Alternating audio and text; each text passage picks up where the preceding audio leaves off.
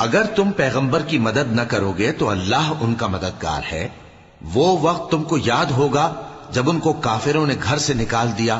اس وقت دو ہی شخص تھے، جن میں ایک ابو بکر رضی اللہ تعالی عنہ تھے، دوسرے ہمارے پیغمبر صلی اللہ علیہ وآلہ وسلم۔ جب وہ دونوں غار ثور میں تھے، اس وقت پیغمبر اپنے رفیق کو تسلی دیتے تھے کہ غم نہ کرو، اللہ ہمارے ساتھ ہے۔ تو اللہ نے ان پر تسکین نازل فرمائی اور ان کو ایسے لشکروں سے مدد دی جو تم کو نظر نہیں آتے تھے، اور کافروں کی بات کو پست کر دیا۔ اور بات تو اللہ ہی کی بلند ہے، اور اللہ زبردست ہے، حکمت والا ہے۔ تم ہتھیار تھوڑے رکھتے ہو یا بہت، گھروں سے نکل آؤ اور اللہ کے رستے میں مال اور جان سے جہاد کرو، یہی تمہارے حق میں بہتر ہے، بشرطے کہ سمجھو۔